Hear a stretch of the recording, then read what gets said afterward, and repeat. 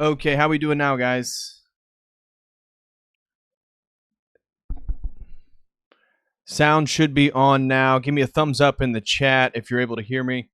It should be on now, so I apologize about that. Welcome back, everyone. This is David Patrick Carey with Church of the Eternal Logos, and today I want to talk to you guys about the verticality of spirituality. And so today we're going to be getting into really a sort of comparative analysis between what I'm calling a more of a horizontal approach to spirituality. Somebody who's more perennialistic, sort of skirting the surface level, the sort of what I'm considering a superficial, more surface level approach to spirituality by looking at all the different world traditions, maybe going through a multitude of phases, or even, eventually kind of making this the sort of spiritual paradigm for a family or whatnot. I'm going to be comparing that to what I'm calling a sort of vertical approach to spirituality. So what I'm talking about then is going to be traditional depth. I'm going to be talking about true ascension. Again, these are sort of directional terms, right? In terms of, verticality insinuates a sort of depth and an ascension to it, which is exactly what we're trying to do in regards to spirituality in the first place. So, then we have rootedness. So I'm going to be talking about the concept of rootedness in regards to spirituality, why that's important, why that's something that we should keep in mind, and then the inheritance of wisdom. So these are kind of the four main topics that I wanted to highlight today. So again, the topic is the verticality of spirituality. It's not just a play on words. It's actually going to be I thought it helped frame a deeper understanding of what exactly we're trying to do with spirituality, as opposed to, again, skimming what I'm calling a horizontal, or really it's a sort of circular, it's a relativistic, it's a perennial approach to spirituality. So the verticality of spirituality is what we're going to be getting into. Now, before I dive into it, I do want to mention that if you guys are able to potentially go to my website, davidpatrickcarey.com, churchoftheeternallogos.com, and in the top right-hand corner, there's a donate button. And if you're able to potentially set something up on a monthly recurring payment, just $5 a month, a cup of coffee would go pretty far. I would greatly appreciate that. And by doing so, you're going to line yourself up for any $5 or more monthly contribution will automatically get you a website membership. And in the works right now, we are building a live stream capability through the website. And so that live stream is going to be, again, conversations I've had with Dyer doing the half and half model. So in the future, when I have somebody on, when I'm doing a long live stream topic, I'll be doing half of it live, half of it for free, half of it on all the different social medias. And then the other half is going to be exclusive to my website. And so that is going to be a $5 a month payment, or you can do a $1 one-day fee to watch the stream, if you will. So that's coming. Again, if you already have a website, if you've already donating monthly at the website, you'll automatically get a membership, but that is certainly going to be on the way. And so as soon as we get done doing the free live stream on all of the different platforms, we're going to be going straight to the website. And the website is going to have, again, an exclusive live stream on my own server. It can never be taken down. So it's going to be pretty fun. So again, if you guys are able, go to my website, davidpatrickcarey.com, churchoftheeternallogos.com, and just sign up for a monthly recurring payment of $5. And that is going to be the price, again, of a monthly membership for all these exclusive second half streams. And then that's going to include a sort of video library that's going to culminate and accumulate there on the website. So if that sounds like something you'd be interested in, please go over to the website and set that up. So that's some of the exciting news on the front. Again, I've been working with a fellow ortho bro, a gentleman, and he has been really giving me great ideas, really been helping in regards to setting something up that's anti-fragile, I think is a good way to put it. Something that can withstand the scrutiny of the big tech, something that I won't get deplatformed from. And so we're moving everything basically to our own server. And we're creating an ability in which I can stream directly from my OBS, from my computer to the server, and from the server then out into the world. And so pretty excited about that. But anyways, in regards to the topic at hand today, we're going to be getting into the verticality of spirituality. And again, if you haven't, please hit that like button. Please share this live stream if you know anybody who would be, well, even if you don't know anybody, just share it, pass it around town. Always trying to get more people and more eyeballs over on the content. So today, the verticality of spirituality. As I said, the whole point of this video is to take a sort of directional terms, horizontal and vertical, and use them to discuss spirituality and the attainment of spirituality. So what is spirituality? Well, that is a very tricky thing in and of itself. There's multitude of definitions. Spirituality is this, spirituality is that. Often it gets rooted in some type of phenomenological, sort of lived experience. So spirituality is your emotion. It's the opening of the heart. That again, it's radical experiences. So spirituality has a sort of bodiness to it in regards to a lot of people have experiences. We see the New Age use transcendental meditation, these types of techniques, psychedelics, various drugs, as spiritual in nature. So spirituality, if you look up definitions, often is just saying like a sort of opening yourself up to something transcendent, something larger, something beyond. So very, very ambiguous, very a generalistic understanding. But spirituality is kind of the hot term. And I think a lot of times within religion, we shy away from spirituality because spirituality is a term often used to insinuate somebody who's like knowledgeable or interested or curious about religion, but they're not religious. You see, they're spiritual. And that's actually not quite right because traditionally speaking, or at least maybe not totally traditional because it's a fairly more recent term in history, but spirituality is something that is unique and uniquely expressed in all different world traditions. So we as Christians, we as Orthodoxy have our own sort of spirituality. So I want to divorce it right from the get-go that spirituality is exclusively a term related to something that is like divorced from tradition or religion. That is not the case. It's really just a generalistic term to refer to a sort of more feeling-based, more of an openness of your heart, of your mind to something transcendent, something beyond. And so using that understanding then, I want to talk about the importance and the benefits of then being rooted in a tradition. This is the verticality of spirituality. So that whole bodily, that open-mindedness, that open heart, all of that is in relationship to tradition, to a singular tradition, that we're not bouncing around from Hinduism to Buddhism to magic to paganism to Wicca to whatever it is. Again, with all these different epistemologies, all these different contradictions in that, within them that most people, I think, if you watch my content, you're probably already aware of, but here's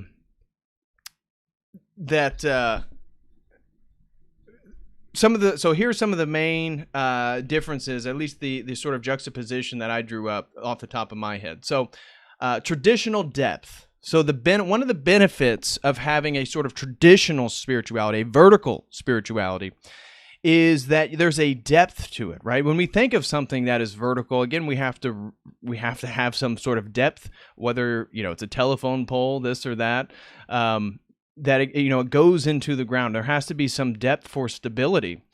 And so when we look at a traditional form of spirituality, I think we see an obvious traditional depth there. But when we look at somebody who's perennialistic, spiritual but not religious, New Age, these types of things, at least in my opinion, what we tend to see are a sort of surface level, I would say a consumeristic understanding. And so it doesn't attain that real depth that I think you find when you when you're in a sort of, again, rooted within a tradition.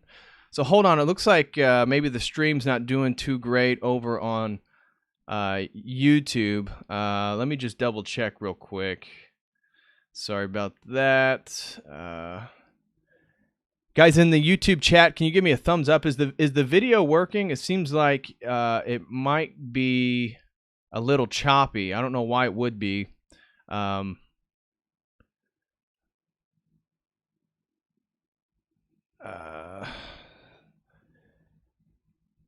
Anyways, okay, we'll keep going. It looks like it's doing all right. So traditional depth. I think this is a point in which a comparison shows useful, that the sort of vertical spirituality, being rooted deeply in something like Orthodoxy, versus the consumeristic, perennialistic, modern approach, is so much better. So and then also in regards to the depth is true ascension, right? If spirituality is the recognition of something transcendent, then the goal of spirituality should be moving towards that transcendent force, that transcendent entity, obviously God. And so we do that through ascension. But as you've heard me discuss in previous videos, I would say that much of the sort of New Age, the perennialistic approach, ends up in one way or another validating, worshiping, venerating creation. So whether that be itself in regards to man, humanity becoming God, or literally nature being God, whether you're in a pantheistic, even a sort of panentheistic we could get into, although there's distinctions in there, because we could talk about the energies of God permeating creation. So from an Orthodox perspective, we could frame things in a sort of panentheistic way, although we are pretty exclusive, or emphatic at least, on the separation of creator and creation, that within panentheism, sometimes that gets a little bit more ambiguous. But whether you're into paganism or pantheism or animalism, animism, or the idea that the cosmos is God, like all these things are these same patterns in which we end up venerating creation itself. And so true ascension is a movement towards God. So I think, again, in Christian apologetics, the way in which we argue for our tradition, the way in which we use logic, the way in which we approach conversation and to prove why we believe what we believe, and then the tradition talking about how ascension is about responsibility of one's actions. This is the whole nature of sin. And then following in God's will, the footsteps of God's will, to then become more and more like God. And so true ascension, I have a whole section where I want to talk about theosis, right? And so we see then in the horizontal approach and the sort of perennialistic approach, we see where theosis is kind of inverted into apotheosis, that man becomes God. And so I want to draw and highlight that. And then rootedness, I think I have an interesting take I think you guys are going to like on that, in regards to the concept of being based, in regards to growing up, in regards to homesteading. All these things are going to be tied to tradition and rootedness. So that, and then the last one is the inheritance of wisdom. And in the inheritance of wisdom, I wanted to talk about the sort of cultural and societal wisdom from tradition, that we gain from tradition, that is often lost, and at least we can see how it's been lost in the Western world by the absence of tradition, the absence of initiation rites, the absence of gates, doorways of meaning as we progress through our lives. We still have weddings, I think, and we see how that's been sort of commercialized and commodified.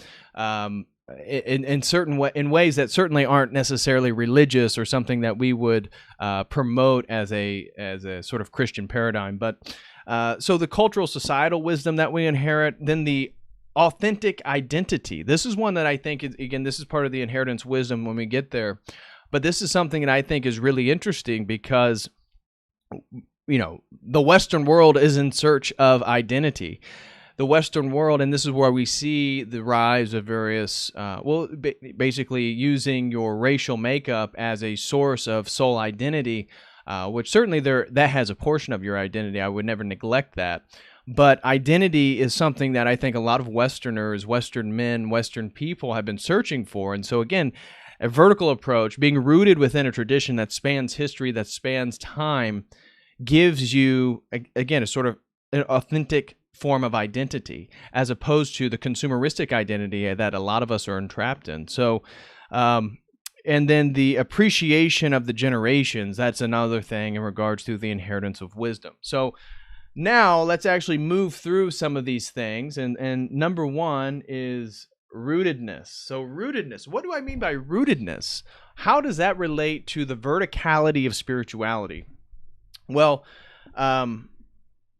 this one, and these are in no particular order, so I didn't number these based on a perceived importance or anything like that, so don't get that perception. But rootedness is, well, let's begin with the term based. And I saw somebody, Dialectical Spectacle, mentioned, didn't little b make up that term? Yes, little b did make up the term base, but it's kind of taken on a new sense of life and meaning in the meme sphere, if you will, and sort of alternative currents. And so I've talked about before the concept of being based, what exactly that means, and the way that a lot of the kids, the culture, the memes use it. Now, before, when I think little b made it up, it was more about just sort of being yourself in opposition to like popular opinion or something like that.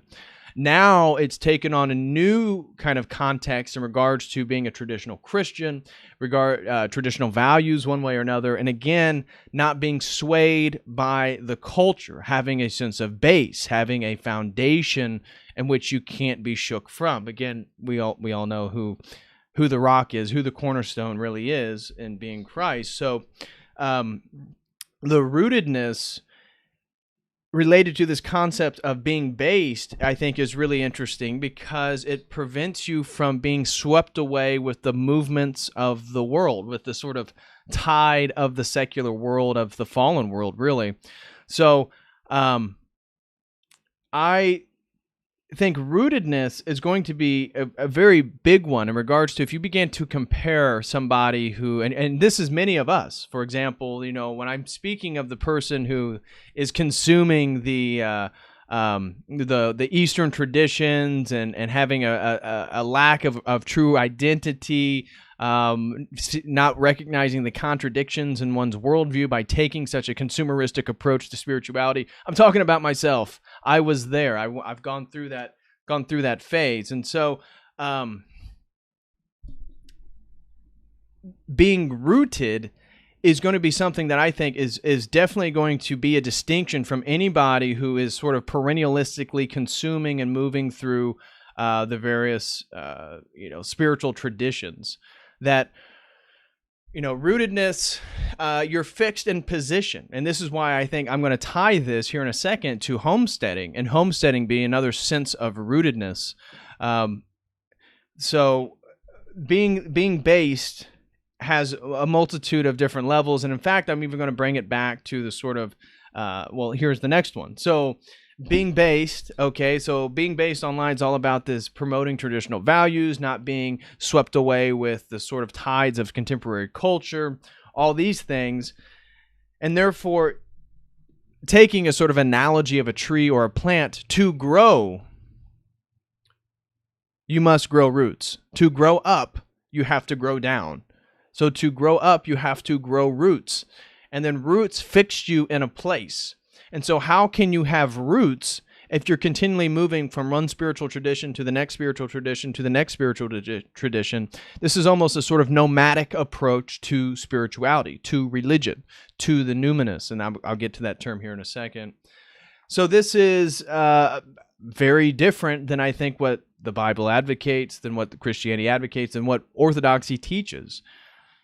So to grow up, we have to grow roots. And I think then, you know, one of the things that I've noticed online, and this is just a general critique for some people, it'll apply to some, not others, but I've noticed that, again, the whole based meme, there's a whole process here of growing up, becoming men.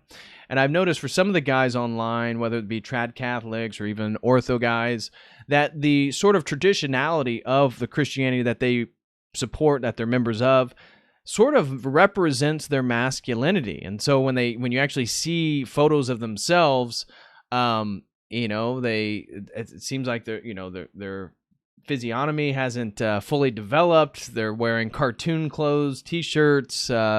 If you looked at their diet, this was part of my previous videos, which I was showing the diet of some of the groypers and sort of the microwavable chicken nuggets and mac and cheese and chocolate milk and and fudge brownies that you get, that you get from the store.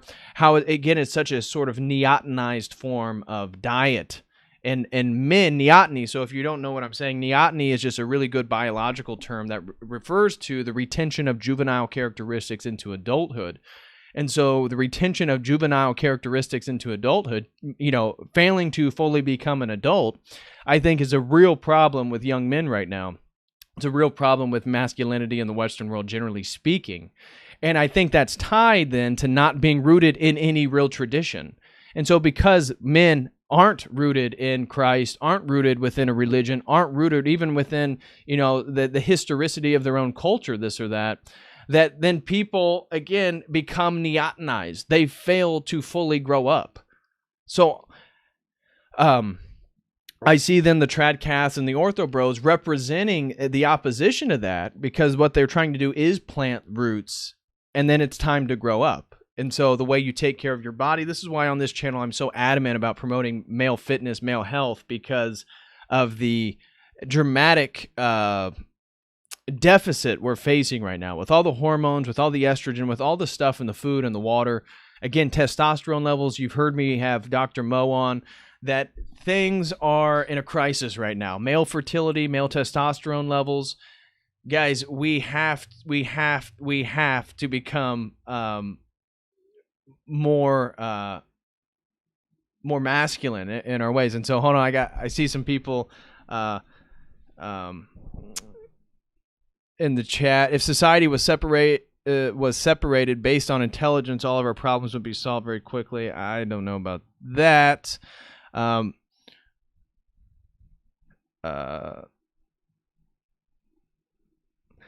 Okay, anyways, I'll let that go. So the rootedness, the roots, the growing of roots, the stationary process in regards to one's spiritual development, spiritual practice, allows them to grow up. And I think when you then look at somebody, like you look at an adult who claims to be spiritual, not religious, new agey, I think you're going to see multiple neotenized characteristics within that individual's lifestyle, maybe the way they dress, the way they present themselves. And this is why, again, the sort of formality of the early, we could even go to, the 20th century, but I would say the centuries before that was reflective of the formality or the dogma of the tradition itself and being rooted within a tradition, the culture being rooted within that tradition. So the absence of being rooted in a tradition leads one to be able to be swept away with the winds of the world. This is the idea of why you need to be based. And then it also allows men, particularly, to become neotenized, that they don't fully develop. They don't fully become men. And part of that then is the absence of tradition, is they don't have initiation rituals. They don't have all these various religious and spiritual ceremonies for the developmental processes of men and women. So right there, in rootedness, I think we've already hit a big one in regards to things we're seeing in the world. So men not becoming men because they're not rooted in anything, and then being able to be swept up with the winds of the world. So compare that then to people who are spiritual, not religious, or they know a little bit of Buddhism, or they do TM, transcendental meditation, or they're doing yoga. It's superficial. I guarantee you, in regards to not being based, I guarantee you a lot of these people, if you got into their political opinions, they're going to be, CNN, MSNBC, Fox News narrative opinions. I guarantee you these people are going to be heavy on the mask wearing. So to me, there's a whole psychic development here, right? This is a larger phenomenon. There's a larger window that I think is occurring when people aren't rooted within a tradition. And so the last thing I wanted to say in regards to rootedness then is men need to plant themselves in the world. And so we as men need to plant ourselves. And so I think the begoning new homestead movement is really good, because it's exactly that. It's men planting themselves in the world and building sort of geographical roots. Now the land has more significance. I know a lot of us are just trying to get a few acres, but if we're able to get 10 acres and 20 acres or even maybe 100 acres eventually, that's land that we own. That is family land. That land has meaning. That land will allow us to have generations to come to be part of something that we are building now. That is a sense of rootedness, and that rootedness in regards to the homestead, I think, is just a sort of semiotic correspondence. It's sympathetic to, again, how rootedness affects us in a multitude of ways in regards to spirituality, in regards to our religion, in regards to our culture. So, again, I think rootedness, that concept is essential, and that's part of a vertical form of spirituality. So homesteading, as we talked about, again, that would promote a lifestyle that I think would be more biblically based, if you will.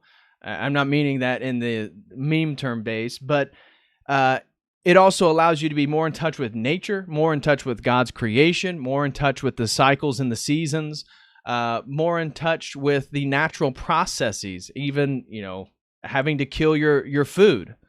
This is something that I think, again, a sort of neotenized form, as we see with the vegans, and the vegetarianism, is that, again, the sort of moralism that, the way that I eat is more moral than the way that you eat, and it's totally divorced then from the consequences of even the vegan diet itself and how things die and all the, it's childish. And so we see the neoteny appear again in a different way. People, again, who are not rooted, because I guarantee you those vegans, they're going to be swept by the movements of the world. We're talking about the mass, their politics, their worldview, the globalism. And then, for a lot of those men, I think they're going to portray neotenized characteristics. So that was really my points for rootedness. Rootedness was being based. Rootedness allows you to be based so you can resist the movements and the winds of the world. And rootedness allows you to grow roots, which allows you to grow up healthy and become a man fully. And then rootedness allows men to plant themselves and establish a sort of generational presence by owning land. Having, again, this is what, I'm not in favor of slavery, but again, what a plantation was, owning land, being a farmer, even building a business is a sort of generational has generational effects. This is a sort of plantingness yourself. And really, so another way in terms of planting yourself, you could talk about your career. Your career is another thing in which you have to figure out what skill you have, get in a position in which you can utilize that skill for money. You can commodify that skill one way or another. And then you have to stick to it over time. There's a sense of rootedness there. You can't, again, just be moving from one position to another. You have to be rooted. And so even your career goes along with the homesteading idea that men have to plant themselves and then work.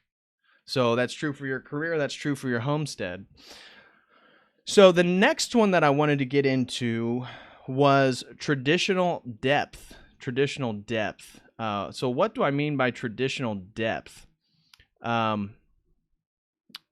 Traditional depth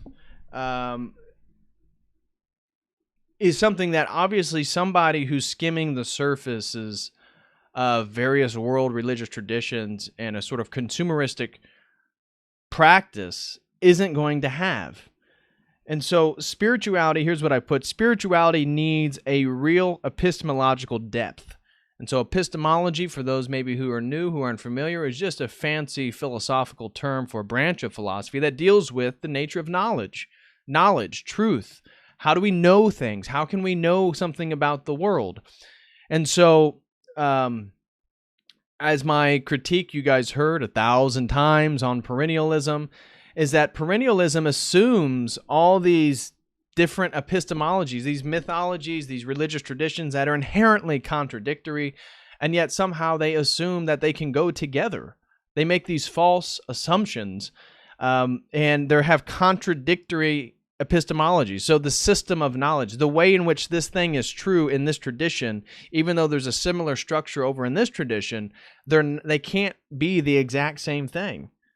They can't be the exact same thing because they're tied to a network, a web of meaning that affects all these different stuff. You can have similarities, but again, then trying to take those generalistic similarities and apply this to an overarching religious tradition, the Prisca Theologia, the perennial philosophy, whatever you're into, again, I think is a failed project from the get-go, because it undercuts itself based on what value system are you using to say this is good in the first place.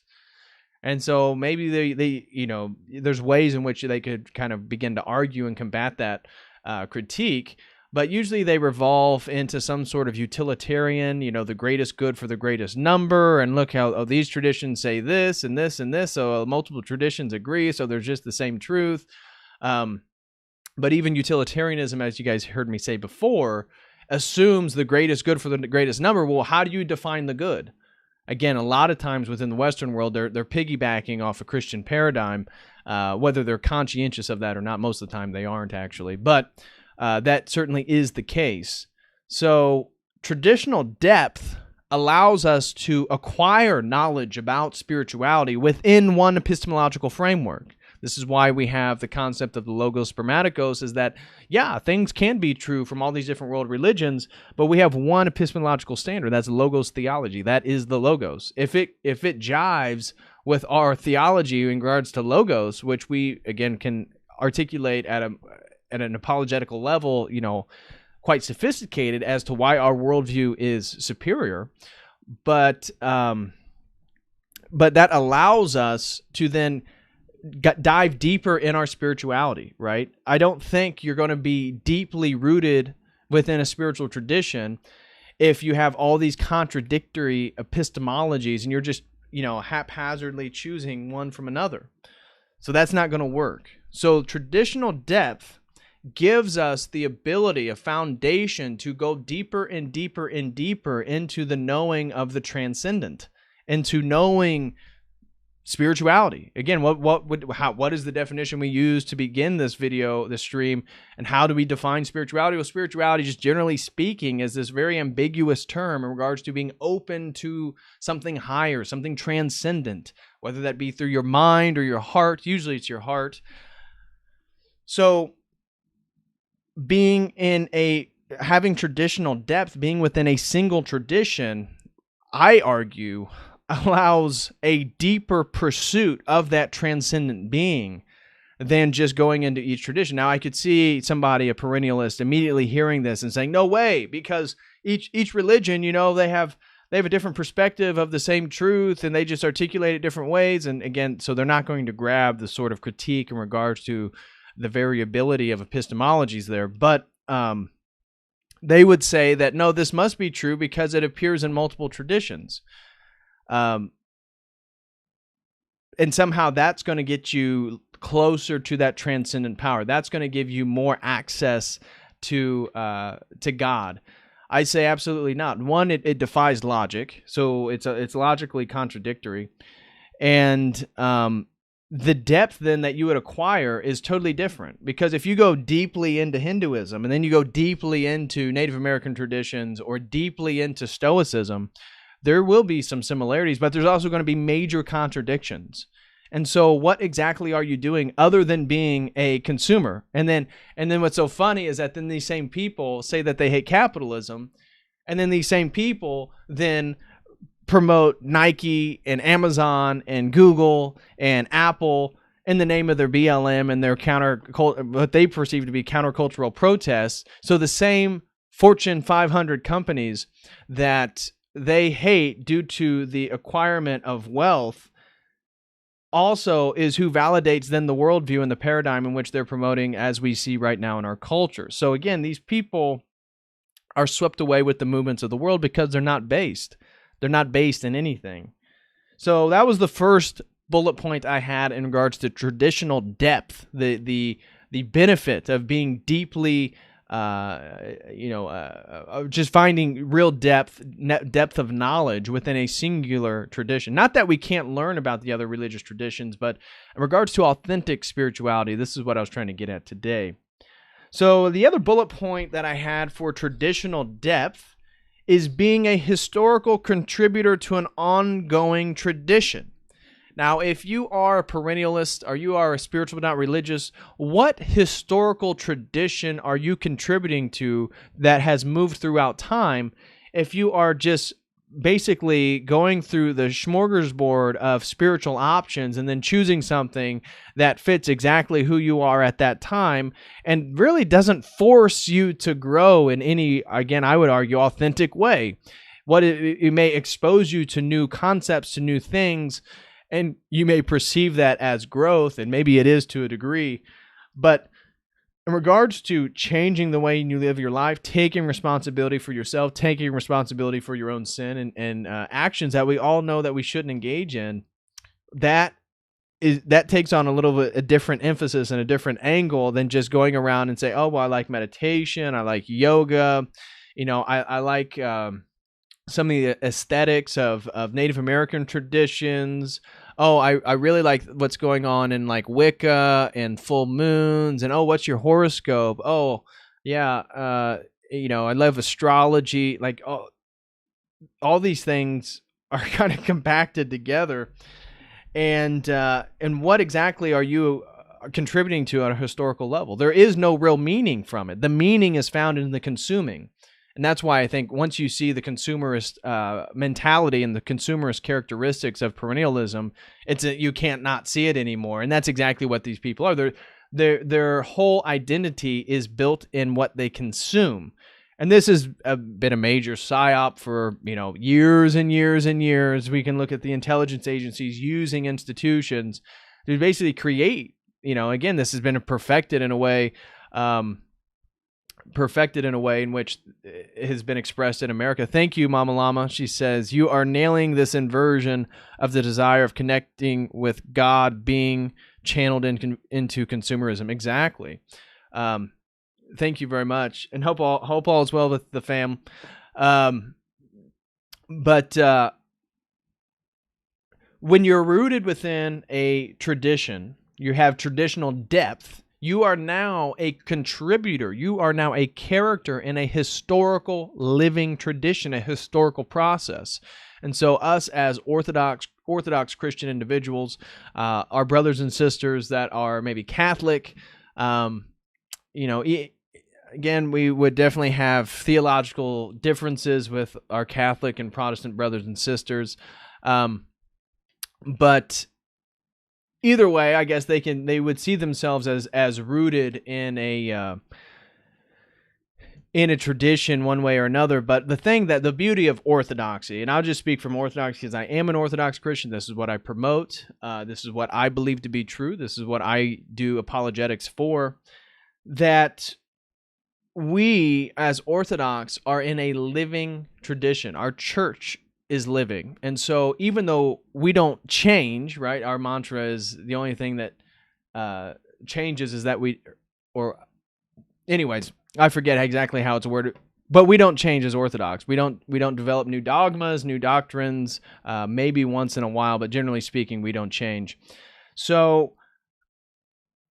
we then are contributors, just like now we're not Maximus the Confessor, we're not saints of the church, but we're belonging to something that has roots itself. So we're trying to build roots, we're trying to grow roots so we can grow up from a singular tradition, but that tradition itself has deep roots, historical roots, cultural roots, theological roots, right? Philosophical roots.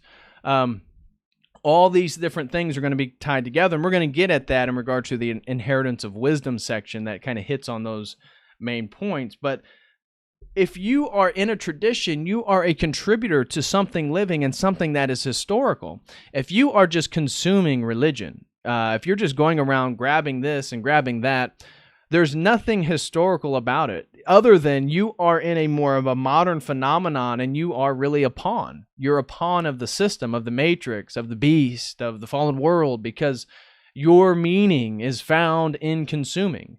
and it's found in then the associations of brands and this or that. So when we see the Louis Vuittons and the Chanel or the Gucci, or even, that leads to then the yoga pants and the North Face and all this different stuff are tied to brands, Apple, Microsoft, that people get associated with, and they find meaning, their life's meaning then becomes attached to products and things in the world. That's not the source of our meaning. Our source of our meaning is our health, our lives, right? I've mentioned this before. It's your health and your life. It's your skill and your job or your profession. Then it's your wife, and it's your family, and then it's providing for them, and then them having children. That is that's where you find real meaning. You find real meaning in family. You find all the, real meaning in taking on more responsibility. Consuming things is not going to be a real sense of meaning, but belonging to something then that is historical, that has roots, and that is still moving forward in history, that does have real meaning. And that is another reason why we should have a vertical form of spirituality. And so the last point for traditional depth that I wanted to highlight is authentic numinous depth. And so I wanted to introduce the concept of the numinous. I'm sure some of you have probably heard it before, but it's a term that was developed by a famous scholar. His name's Rudolf Otto. And Rudolf Otto wrote a book in 1917 called The Idea of the Holy. Actually, the Idea of the Holy is the English translation. I think that was in the early 20s, like 1922, 23, 24, somewhere around there. But the book was originally written in German in 1917, and it's called The Idea of the Holy. And so in it, he brings forth this new concept of the numinous. And it's very interesting. I think it's a very useful term in religious studies. And so it's tied to this concept of the mysterium tremendum. You may have heard of that before, in regards to Rudolf Otto's work. But the idea is that the numinous is the experience, is the feeling you get, the sort of goosebumps, the awe when you are in the presence of the holy other, whatever that is. So again, the early 20th centuries, a lot of what they were trying to do, you find it in the William James, the Rudolf Otto, the Mircea Eliade, is that they were trying to discuss religion, and they're trying to bring forth new concepts, new terms, new vocabulary to understand the phenomenon of religion. And so William James was certainly a part of that with his Varieties of Religious Experience book, which is really a must-read for anybody studying religious studies. But Rudolf Otto was also part of that, and his book, The Idea of the Holy, puts forth the holy other. That's whatever we would call God. And so it's wholly other, meaning that it's wholly distinctly other than whatever exists in the paradigm of creation, if you will, or your ordinary consciousness or your ordinary experience, however you want to phrase that.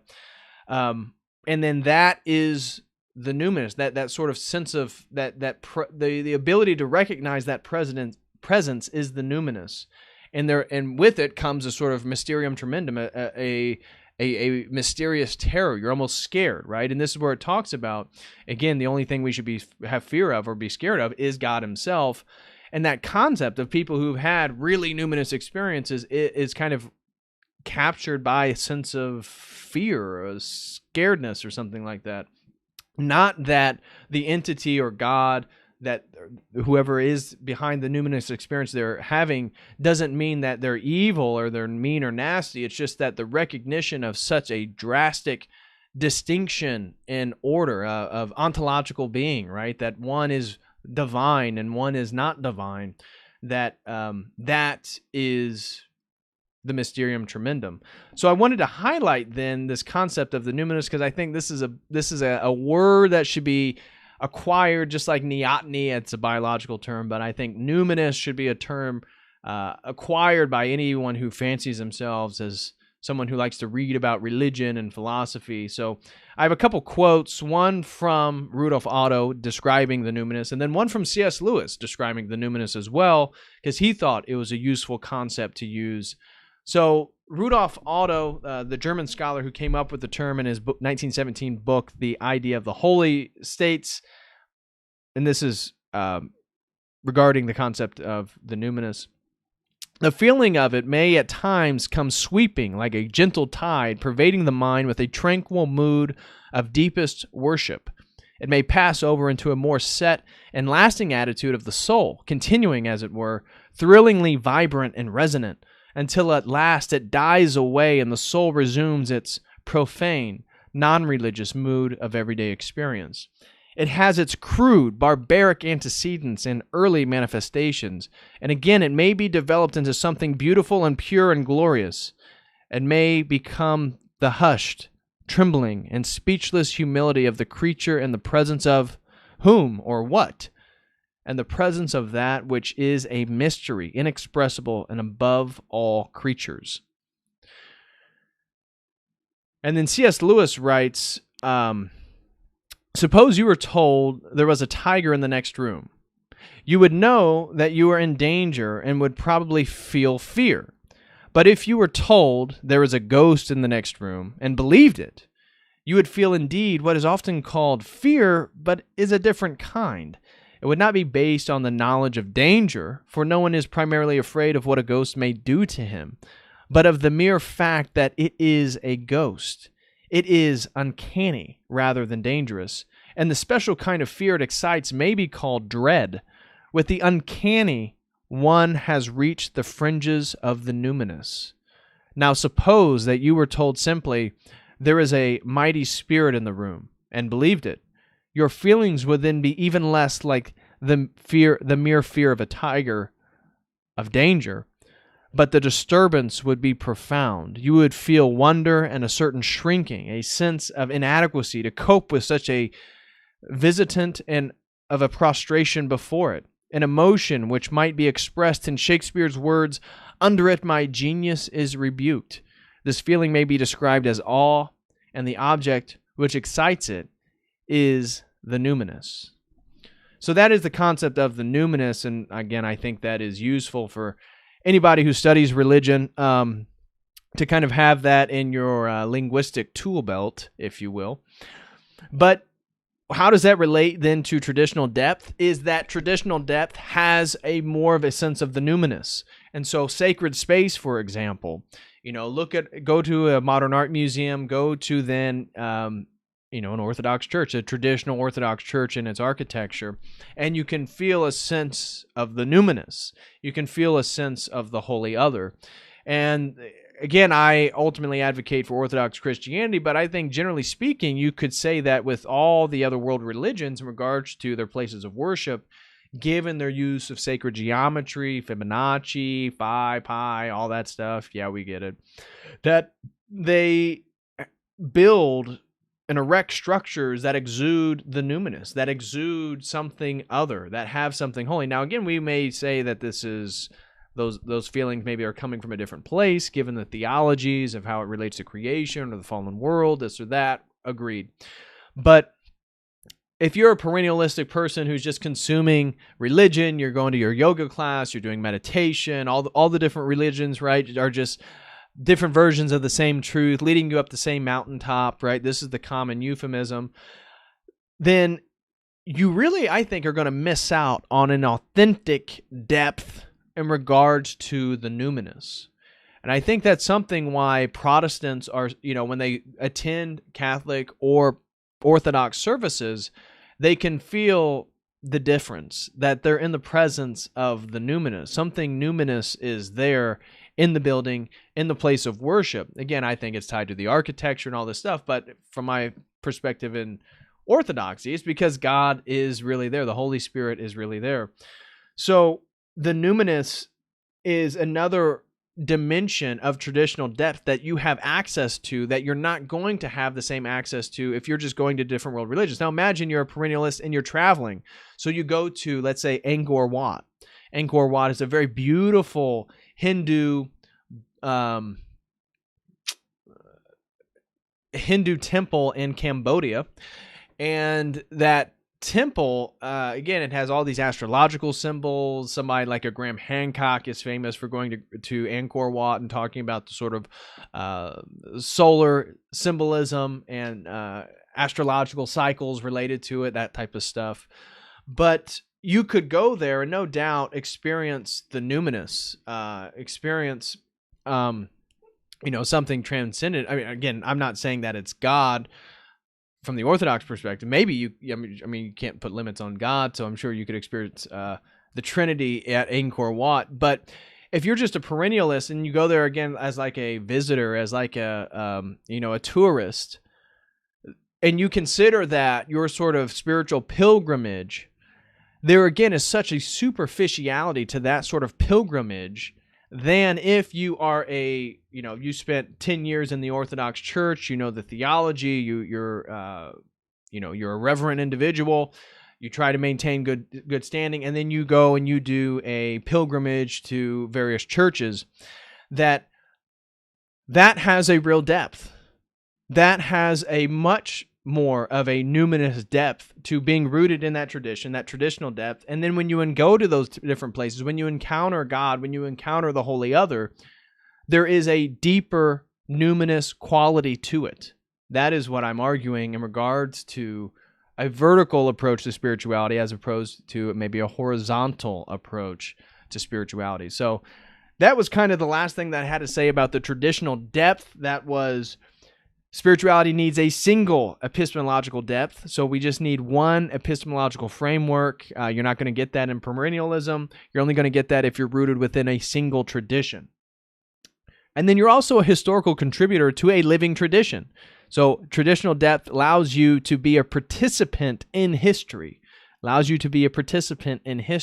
third, the traditional depth allows a more authentic encounter with the numinous and a more authentic encounter with the Holy Other, with God himself, because you're rooted within one tradition, as opposed to, I like this within Catholicism, I like this within Buddhism, and this within Hinduism, and then you go and you spend a weekend at Angkor Wat, or you go to the pyramids in Egypt, or you go to, wherever. That, again, that framework of those being your sort of spiritual pilgrimages is wrapped up in consumerism itself. And this is why it's such a Western phenomenon, but now I think it's generally a global phenomenon, again, because of the way in which American culture works. Same thing with the homosexuality and the global homo that we see. So I think that's very interesting, and that is all I wanted to say in regards to the traditional depth. So the next one is true ascension. And true ascension, again, is going to be distinctly tied to a sort of vertical movement, right? When you ascend, we go upwards. We don't move from side to side, left to right. We go up and down. And so ascension is the whole point of the Orthodox Christian tradition. Now, this might be considered a little bit different than even some of the other forms of Christianity. A Protestantism, even in Catholicism, doesn't have theosis in it. So the ultimate emphasis, the ultimate goal of the Christian is not to become one with God. It's not to be God. And I'm saying God with a lowercase g.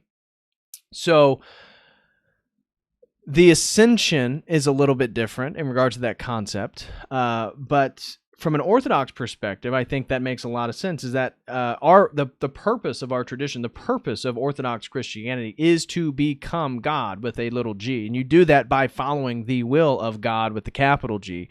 God the Father, God the Trinity. We do that.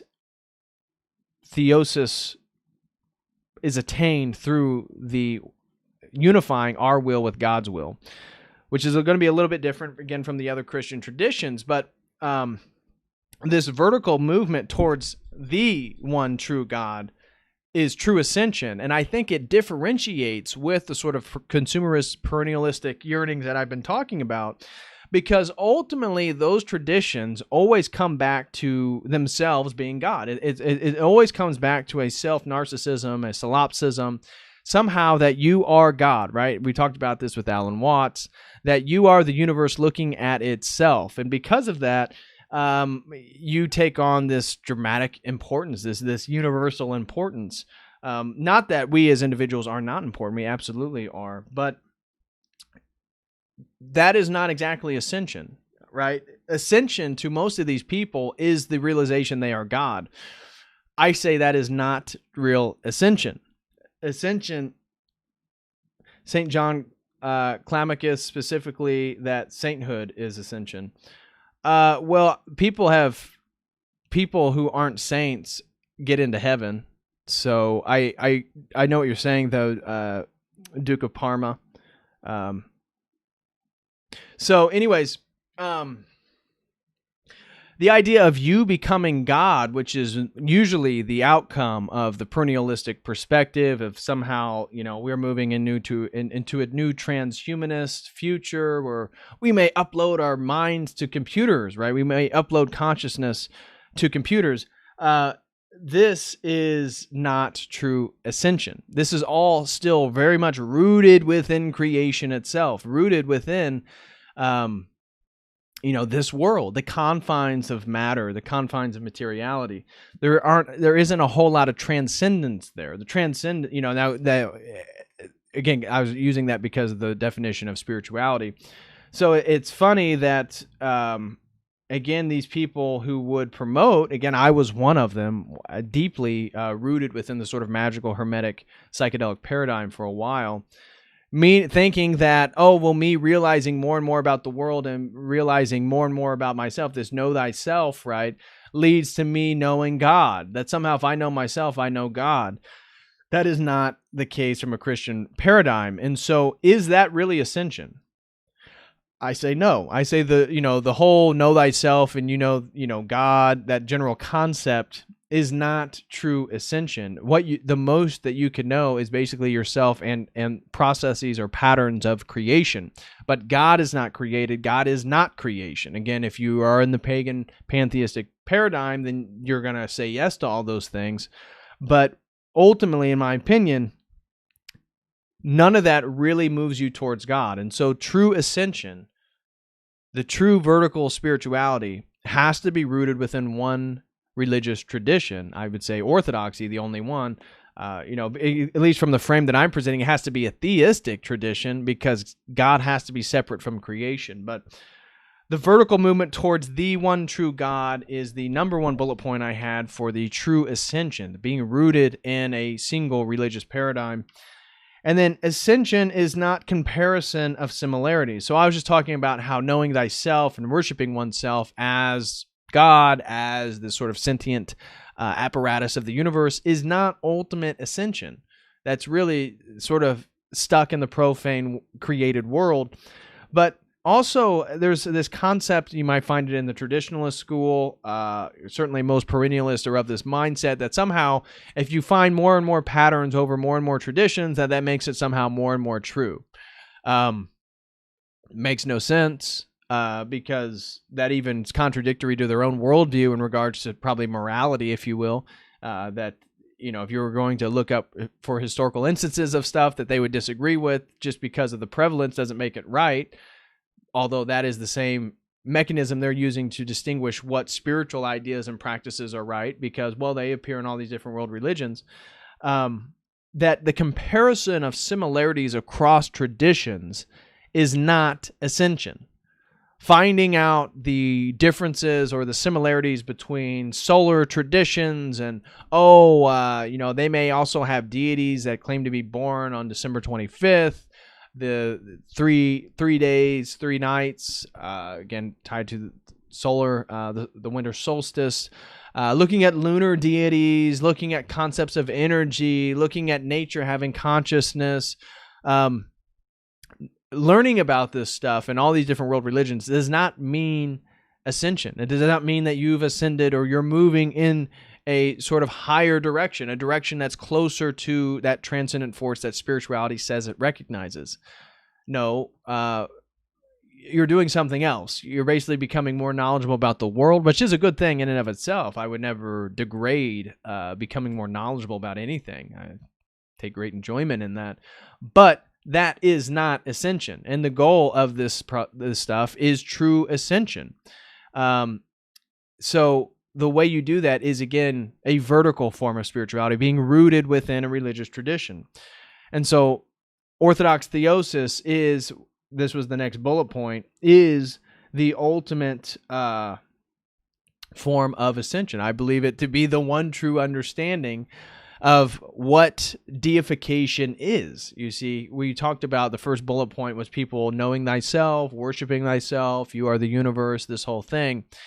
And when you really got down to the nitty-gritty, these worldviews become contradictory. They're presuppositions about truth claims, about epistemology, about the philosophical transcendentals, logic, number theory, mathematics, the law of identity, right? All these things are going to be, that, you know, once you force them to account for the things, are going to become more and more tricky. So from an Orthodox Christian paradigm, which we believe to be more correct based on those prescriptions, that real deification is the unification of my will with God's will. Well, how do you know what God's will is? And then we get into scripture, then we get into tradition, we get into all these things. Repentance, yeah, is essential. That's essential. Repentance is essential. Red Pill Raccoon just mentioned. So Orthodox theosis is real ascension once you repent. So repentance is a sort of recognition of your worldliness and your problems, your sinfulness, because sin itself, in one way or another, is an attachment to creation. Whatever sin that you have, it's an attachment to creation one way or another. And so you have to recognize that. You have to repent from it. And you have to try to do better. But you want to unify your will with God's will. How do you do that? Again, that's rooted within Scripture. That's going to be within the Orthodox tradition, understanding, again, who Christ is, trying to become more Christ-like. And then by interacting with, by being synergized with those uncreated energies that we always talk about, love, honor, language, mathematics, the laws of logic, rationality, all these things are energies from the Logos. And it's those energies that we interact with that are uncreated that allow us to become more and more and more and more like God, the Logos. So when that gets inverted, we get apotheosis. I've done videos on this, so I don't need to rant and rave. You guys have heard me mention this multiple times before. But that's why then that sort of lack of real vertical movement towards the one true God leads to a sort of a horizontal movement of looking across all the different world traditions and then coming to the conclusion that individuals that are illuminated or have gained gnosis are God, is the universe, is the highest form of realization, this or that. That's always the outcome when you don't have the proper understanding of deification in the Orthodox tradition of theosis. And so you never fully rise above creation. And that is the problem with apotheosis, is that it's a spiritual paradigm, it's a whole feedback loop rooted within creation itself. It never transcends creation. And therefore, again, true ascension has to transcend creation. And true ascension then is going to be found in a vertical approach to spirituality that's going to be rooted in tradition like Orthodoxy. So that was the last one that I wanted to say for true ascension. True ascension was vertical movement towards the one true God. Ascension is not comparison of similarities across traditions, and then understanding of Orthodox theosis as opposed to many of these forms of apotheosis. So now we're moving into my last section on the inheritance of wisdom. Let me check the chat, make sure everything's going all right.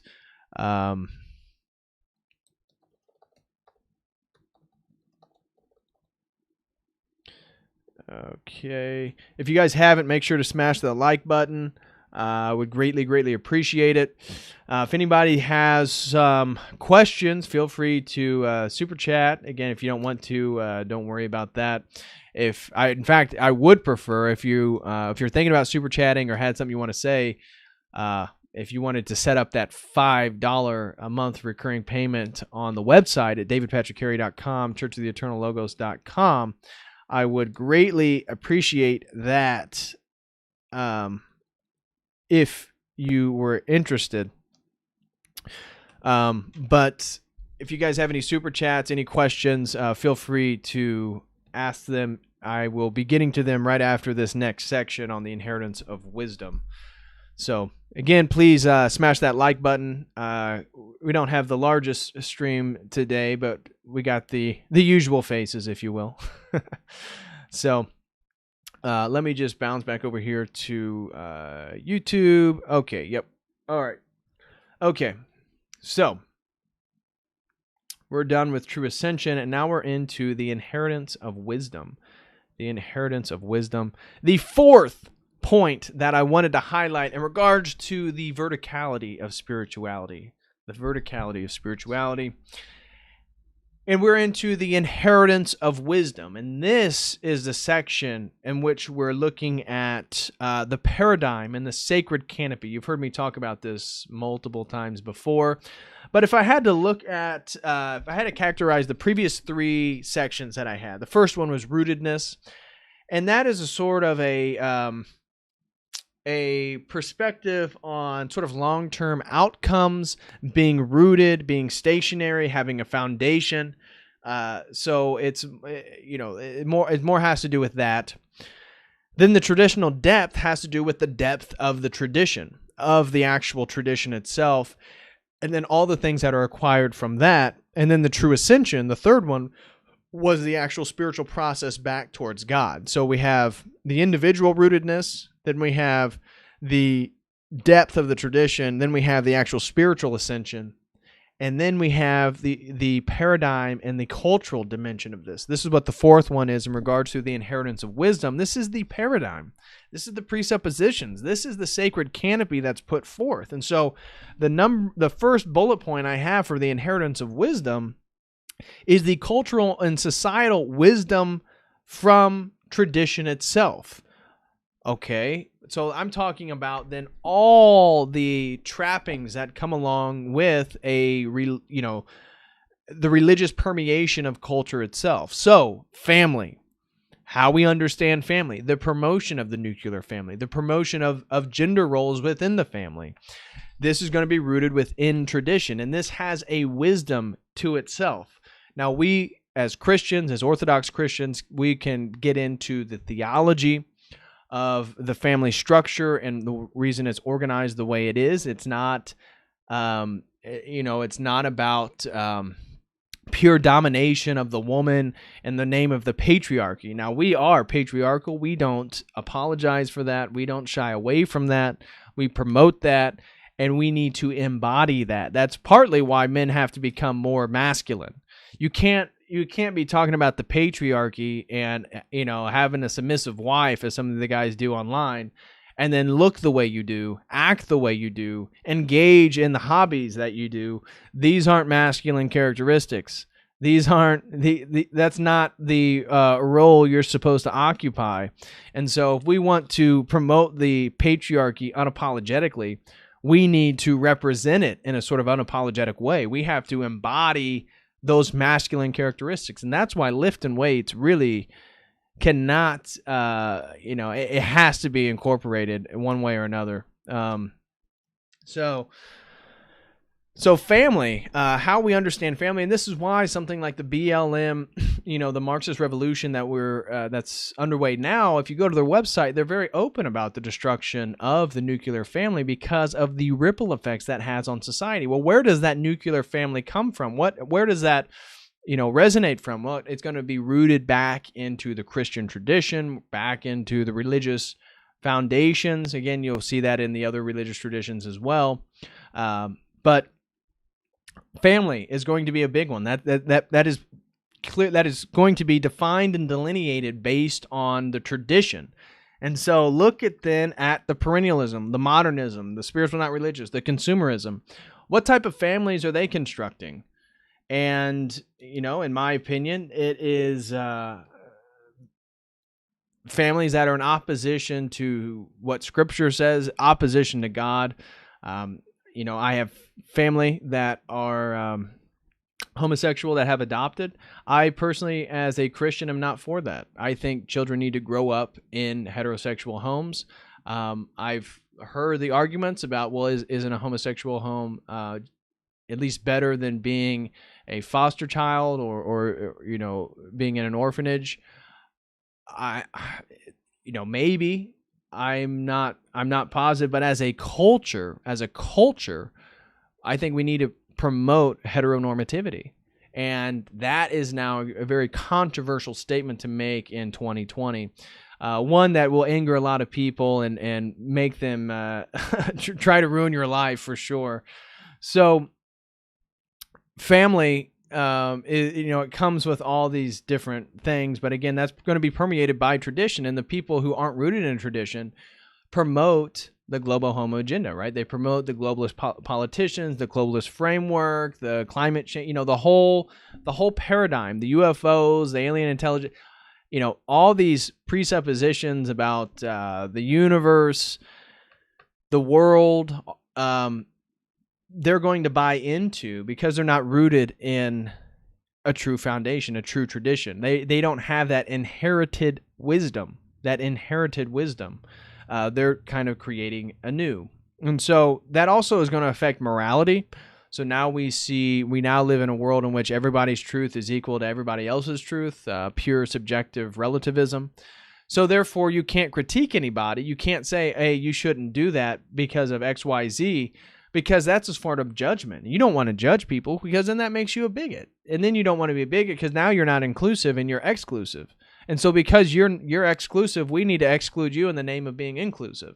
And so it's this whole illogical domino effect of the sort of relativism, the subjectivism that is now rampant, especially among young people, which is, again, to me, a cornerstone of this perennialistic, consumeristic, spiritual approach, is that, of course, they're going to fall victim to forms of relativism because the whole idea of consuming different things from all these different world religions is relativistic in nature, although, of course, then they construct what they consider to be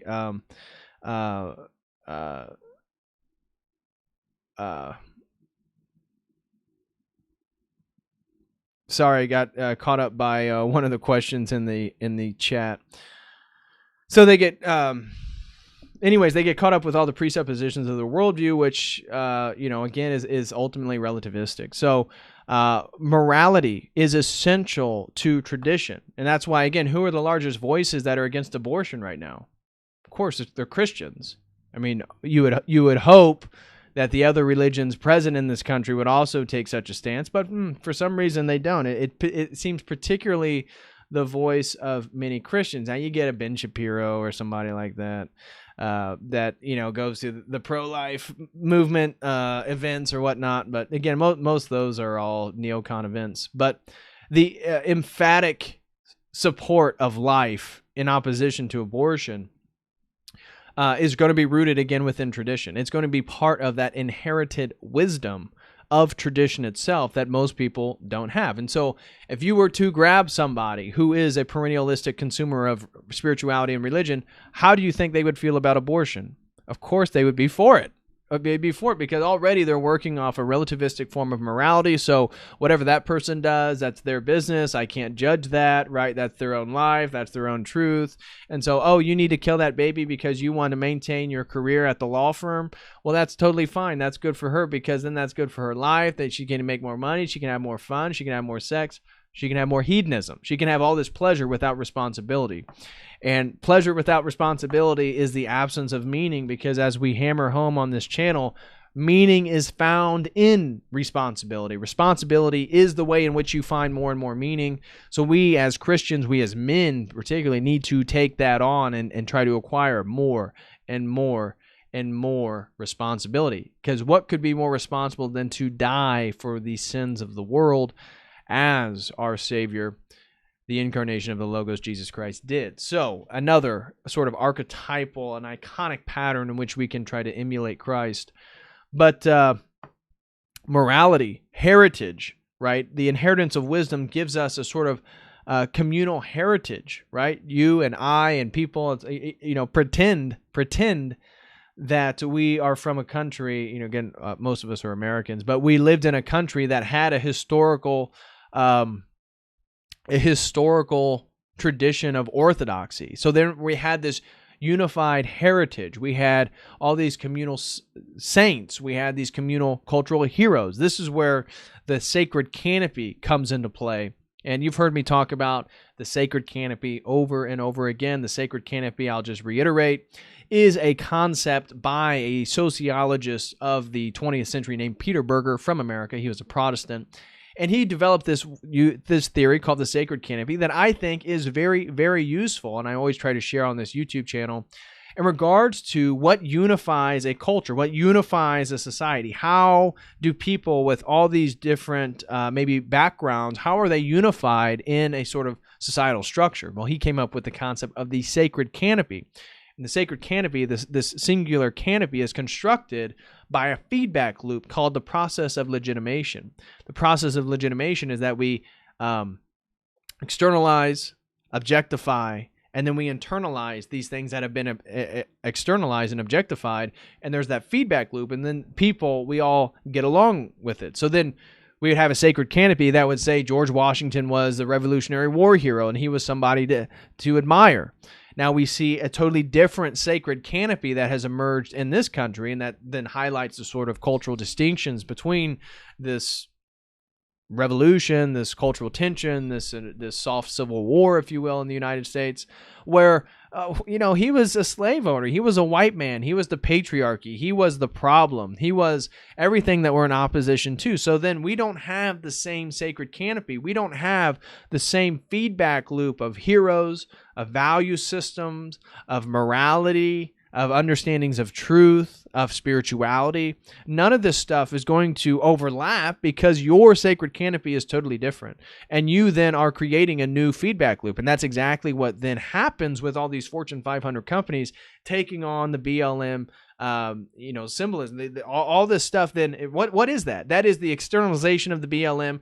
That is then the objectification of the BLM through the Fortune 500 companies, which then leads to all these people who consume it to internalize that and then to re-externalize it. That is a new culture. That is how new cultures are built. That is how, again, cultural split, cultural wars occur, is through this process. And so that is useful then in thinking about the inheritance of wisdom by living within a much more traditional spiritual worldview, religious worldview. And then what is inherited? You have all this cultural, the sacred canopy is maintained throughout time, right? This is, it's always been difficult. Empires rise and they fall. So maintaining that sacred canopy, it seems that, at times it ultimately comes to an end, but that is the point. That is something that is valued. So then what is the sacred canopy of the perennialist, of the person that's going around consuming all, of the Westerner or whoever they are, that's, getting into the Hinduism, getting into the traditional native traditions, getting into Wicca, getting into high magic and astrology, and saying, all this stuff leads to the same place. It's all true. What do you think their sacred canopy is? And ultimately, from my perspective, I know this is controversial, from my perspective, it's going to be that sort of inverted value structure of Christianity, because it really is ultimately and entirely a spiritual war. And because it's a spiritual war, all these different things tend to invert then Christianity. So then, if you were to grab somebody of that mindset in 2020, I guarantee you they'd be probably for feminism. They'd be for, the masks, the BLM, all this stuff is they would be for the prescribed cultural narrative, because ultimately they're consumers. And so there's nothing that they're trying to, maintain throughout history. There is no singular canopy that they're trying to work from. So the sacred canopy and one's heritage is really useful. And this is why then the statuary is such importance, because that's why, they're so adamant about taking down these statues, because those are objectified forms of the sacred canopy that they're trying to destroy, because the fact that they are objectified and present within society at a city square or whatever allows them to be internalized, allows for that feedback loop, that process of legitimation, the externalization, the objectification, and then the internalization. So you have to take all those things down. You have to put up new things that then people will re-internalize that go along with the new sacred canopy you're trying to install. So ultimately the new sacred canopy they're trying to install is going to be mass consumerism. It's almost like the Hunger Games. It's like the main city, that is the culture that they want to fill you with, and they want you to create sacred canopies that maintain and uplift that paradigm, that worldview. So being rooted within traditional orthodoxy, within a traditional Christian tradition, is essential in regards to maintaining a similar sacred canopy throughout time. Also, that's going to lead to masculinity, right? Obviously, we just talked about the sort of neotenized forms of masculinity, how this is, in my mind, one way or another, reflective of the unrootedness of men. They're not rooted within anything, really. They're rooted within, again, consumerism or hedonism or pleasure without responsibility, which is going to be the absence of meaning, which is really the ultimate thing that they're looking for in themselves. This is why, 3 generations back, men weren't as reluctant to die for something, to die for their family, to die for their religion, to die for their country. Now, people would be very reluctant to do that. One reason I would be very reluctant is because, of course, I don't have faith in my country at this point. But dying for God, being a martyr, I mean, that is a very high calling. That is not for all of us. But some of us will be called, and hopefully we'll be strong enough to stand firm under that scrutiny. But the masculinity has been the fall. To me, the masculinity has been the cornerstone of how Western civilization has fallen apart. It's been men not maintaining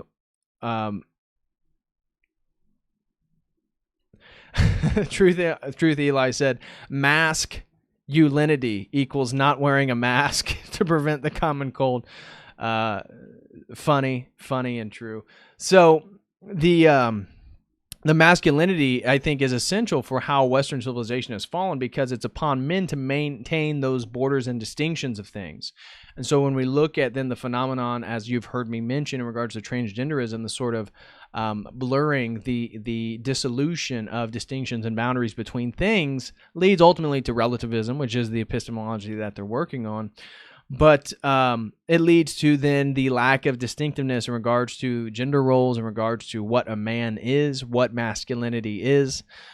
And so if men were men, we wouldn't be in the position we are now. Unfortunately, men have given up their role as the arbiters of tradition and values for basically the state, for a communal understanding. I would say to a large degree, which is reflective in the rise of communism and all this stuff. So masculinity is something that it certainly is part of our inheritance of wisdom, of the cultural and societal wisdom of traditions. And this is also reflected in weddings, right? This is why weddings are one of the few sort of ritualistic forms that we still have in the secular world. Of course, I don't want a secular wedding. I have a beautiful Orthodox Christian wedding. And one of the things that is unique within the Orthodox Christian wedding is, of course, after you exchange rings, you're then crowned. The man is given a king's crown. The woman is given a queen's crown. And they are the kingdoms. The ceremony is the kingdoms of two families, of two individuals coming together to restore the unity of man and woman in the image of Christ. And so it's really beautiful. Have you ever seen the sort of photos or videos of an Orthodox wedding? Very, very beautiful. But that all has, it's embedded with its own sense of wisdom that is preserved over time. And you're not going to get that in the sort of secular world of the perennial, spiritual, not religious type of person. So that was my first bullet point for the inheritance of wisdom, is the cultural and societal wisdom from tradition. And the next one is authentic identity. And this, I think, is a big one in the Western world right now, is authentic identity, that men are searching for identity. I think this is why white nationalists has risen in the sort of contemporary period is because men have been stripped of the things that allow them to be men, and therefore are looking for ways to find identity. How do you find identity in today's world that's not through consumerism, right? This is the problem, is most of the way people are constructing their identity in the world right now is through consumerism. They're consuming things, and it's upon those products that they consume that then signify who they are as an individual. This is the absolute emptiest form you can have as an identity. And this is sadly, if you were to talk to an American, I think this would by far be the sort of majority of the way in which they they sort of encapsulate meaning in the world. They wouldn't articulate it this way. Nobody would. But if you were to analyze their behavior patterns, their lifestyles, I think most people are consuming to then create the sense of identity. I mean, look at, certainly rap music, rap culture. I mean, black culture itself. It's all about the cars, the clothes are reflective then of the individual. It's all about consuming to create identity. That authentic identity is not something that is consumed.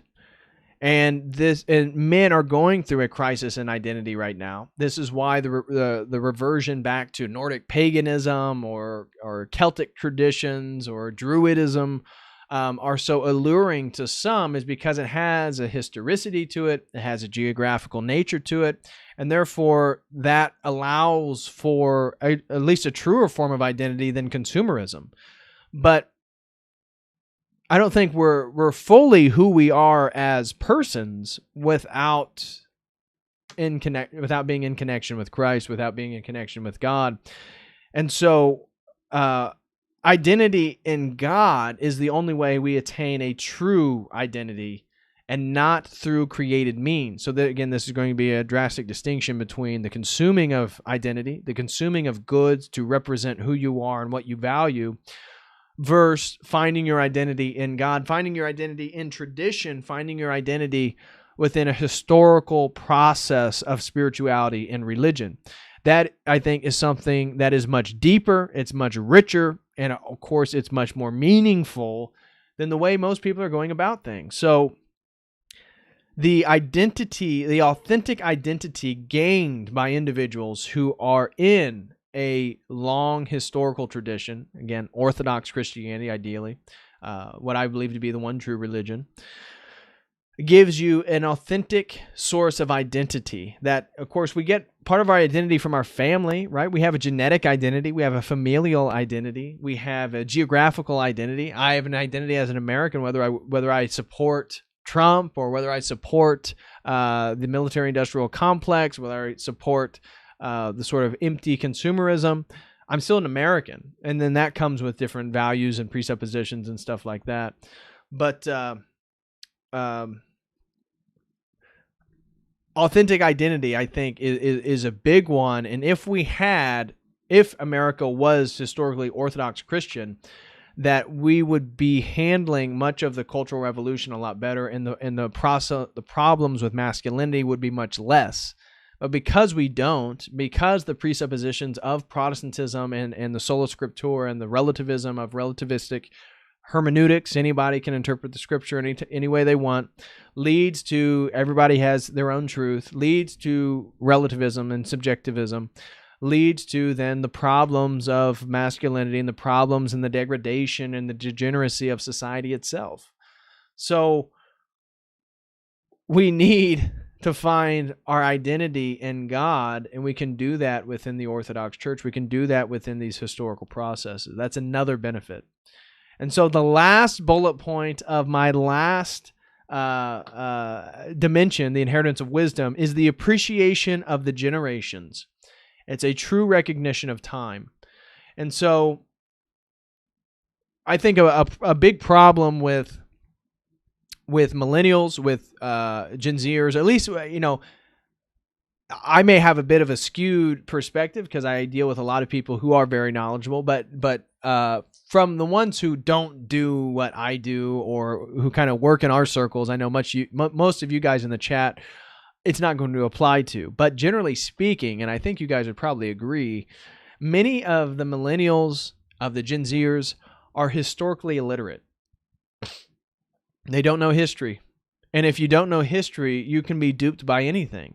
Because, I had many disagreements with a person like a Terence McKenna, but one of the lines that he said that I think is so true is not knowing history is like having amnesia.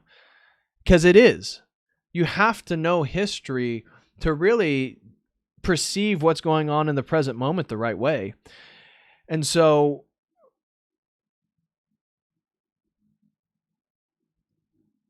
the ability to know history, to learn history, to appreciate history, I think is highlighted and emphasized in being rooted within a traditional practice, a tradition that, again, spans time and place.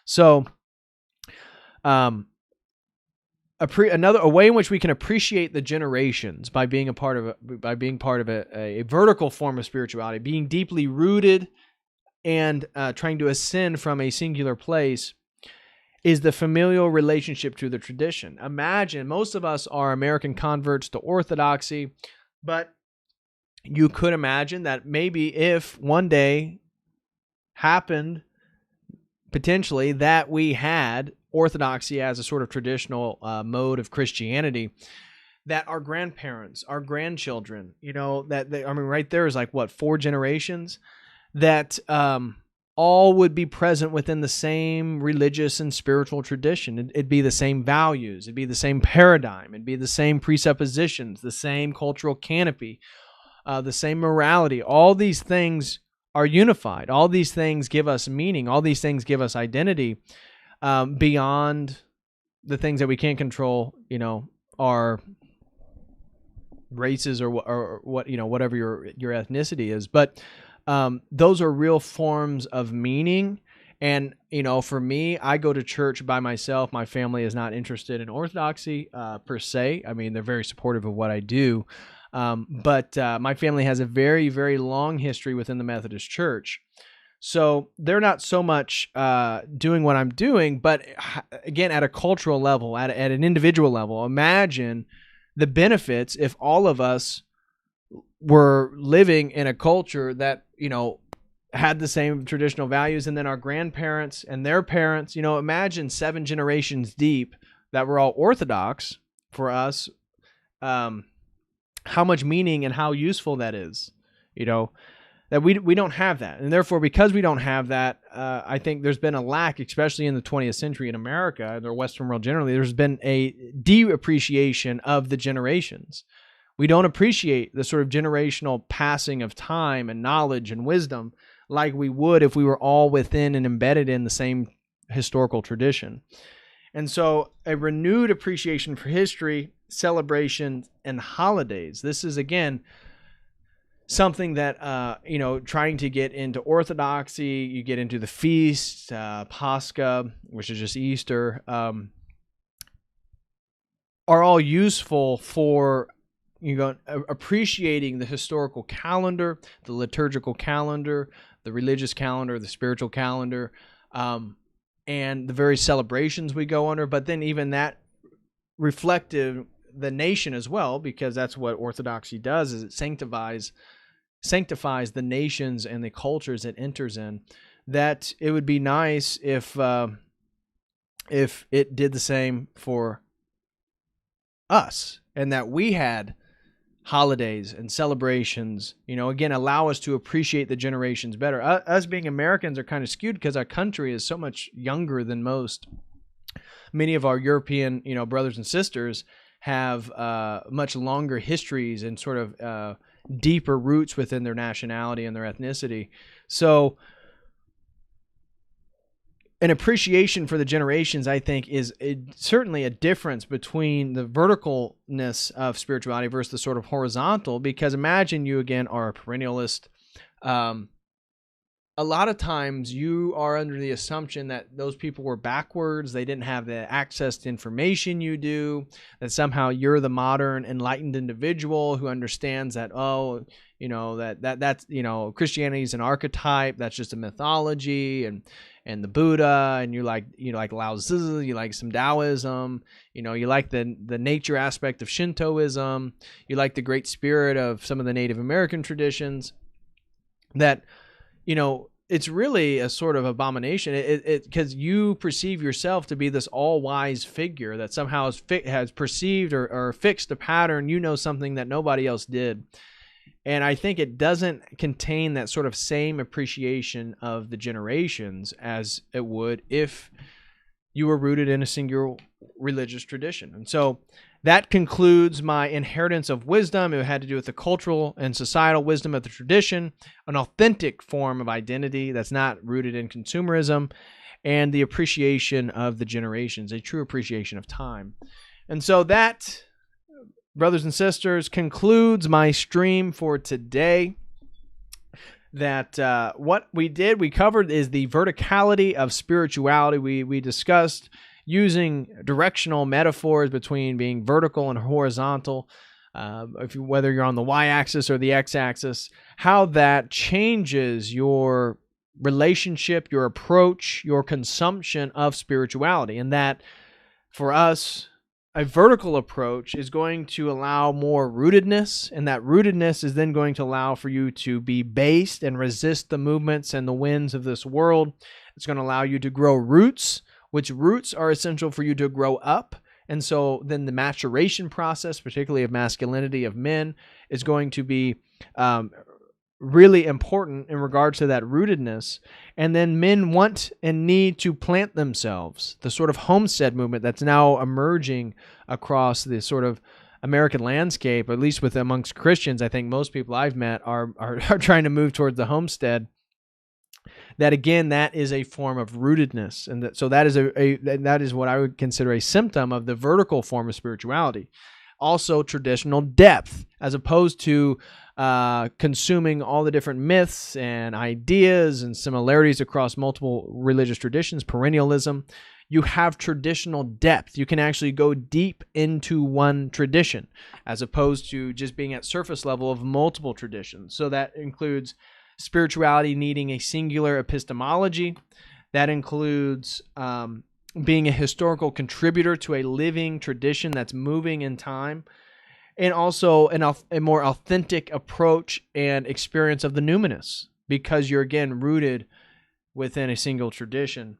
And then the true ascension was the third one that I discussed, and true ascension had to do with real vertical movement towards God. That's the point of it all. Spirituality as a term I highlighted just means a sort of openness to a transcendent power, a transcendent figure, a transcendent entity, and that therefore the real point then should not just be the recognition of that, but should be the movement towards it. And that is true ascension. So I talked about true ascension is going to be found, again, within a vertical approach to spirituality, rooted within a tradition, of course, Orthodoxy. And so ascension is not comparison of similarities across traditions. Ascension is not the worship of oneself as God. Ascension is not seeing, oh, look at all these concepts of the world as an illusion or God as nature. These must be true because they're present in multiple traditions. That is not ascension. And that true ascension is going to be found in Orthodox theosis, which is going to be distinct from the sort of apotheotic processes we find in all these illuminative, Promethean, Luciferian worldviews where man becomes God. And then fourth, and the final dimension that we talked about as being sort of a benefit of the vertical approach to spirituality is the inheritance of wisdom. And the inheritance of wisdom includes the cultural and social wisdom that is encapsulated within tradition, the authentic identity that then emerges by being a part of that tradition, and the appreciation of generations and time because you're part of that tradition. So that then sums up today's video. Again, thank you guys for all the love and support. Please smash that like button if you have not hit that. I'd greatly appreciate that. Please share this live stream if you have not. Again, anybody who is able, I would greatly appreciate if you go to my website, davidpatrickcarey.com, churchoftheeternallogos.com, and in the top right-hand corner, there is a button that says donate. And if you're able to contribute just an amount of a cup of coffee, I would greatly appreciate that. And that is allowing us to basically build what we're building now in regards to a server where I can stream from. And so I'm going to be moving to a new mode. So for example, today, the stream's about an hour and 40 minutes. It looks like we've been streaming. That in the future, I'm going to be doing half and half, just as Jay Dyer does. In fact, he even recommended me to start doing it, along with Made by Jim Bob. That half these live streams, I'll give you again a good portion, as I always do, a dense amount of information. But to watch the second half of these streams, you're going to have to be a member over at my YouTube channel, my website, davidpatrickharry.com, churchoftheeternallogos.com. And if you can just sign up for $5 a month, again, if you're able, you can sign up for more, but just $5 a month will get you an account, and you'll be able to go immediately over there. So say I have Made by Jim Bob on, we'll be talking for an hour, maybe an hour and a half, and then we'll be switching immediately over to the website, and you just go over to my website, you go to the live stream page, and we'll be streaming the second half right there, right away. So it's not like you have to sign up for the video library, and maybe it takes a week or two before the second half of the video gets up. We'll be streaming right away. Within the next couple minutes, right after we get off all the free versions, and you'll be able to purchase for $1. You'll be able to purchase that one-time stream. So maybe you don't want to be a member of the website. Maybe you're still skeptical of what I'm doing, and so maybe you just really like Made by Jim Bob, and so he's on, and you want to watch the second half of our live stream. You can just pay 99 cents, $1. And you'll be able to access the rest of that live stream. And there'll be a live chat there as well. So it'll be just like what we're doing over here on YouTube. It'll be off a private server, so it can't be taken down. And and so that's what we're getting ready to get going towards. So again, if you guys are able, please go over to my website, davidpatrickharry.com, churchoftheeternallogos.com, and sign up for a $5 monthly recurring payment.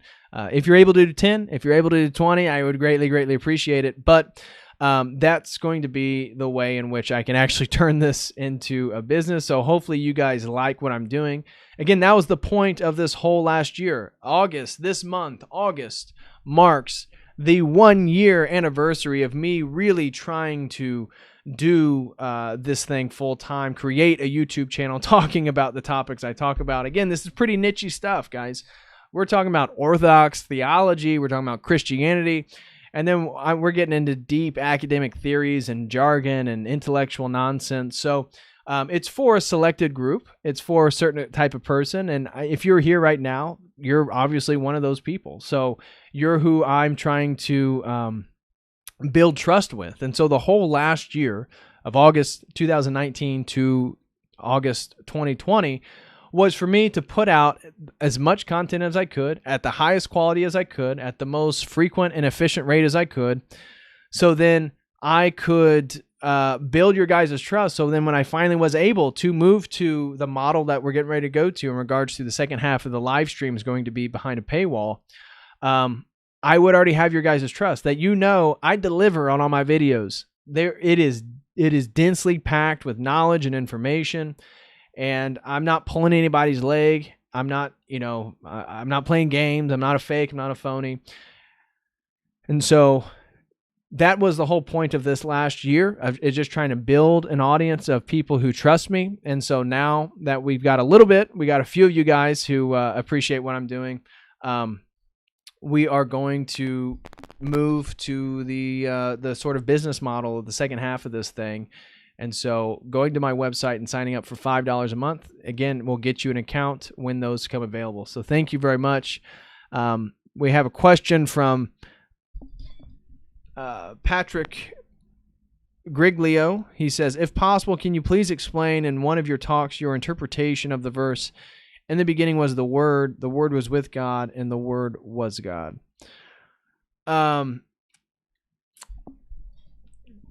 So that is a deep response. Yeah. So Patrick, yes, I will do a stream. I won't promise you when, because the next stream is going to be on the evil genius archetype, and I got some people coming on to have a conversation. But in the next 2 weeks, I will do a video on the prologue of John, or John 1:1. I could do a whole hour just on John 1:1. So based on that question, Patrick, I definitely will keep that in mind. And let me write it down real quick.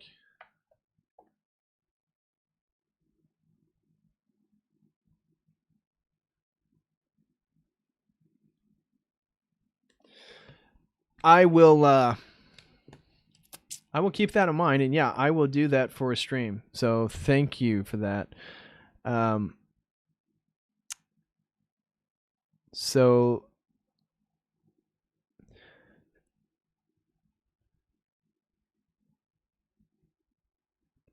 thank you, Truth Eli. He said, love your work, bro. I appreciate that. Again, anybody who's watching, if you guys can please give a thumbs up, if you can.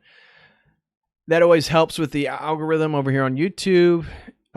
Miss B said, you've really done great over this last year.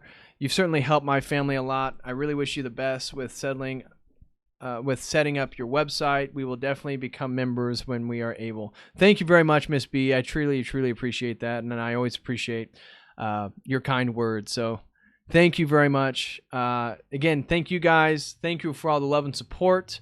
Again, if you can, please go over to the website and sign up. I would greatly, greatly, greatly appreciate it. Yes, the Orthodox Study Bible is so helpful. Absolutely, Miss B. So, anyways, thank you guys. Appreciate all the love and support. And until next time, as always, God bless.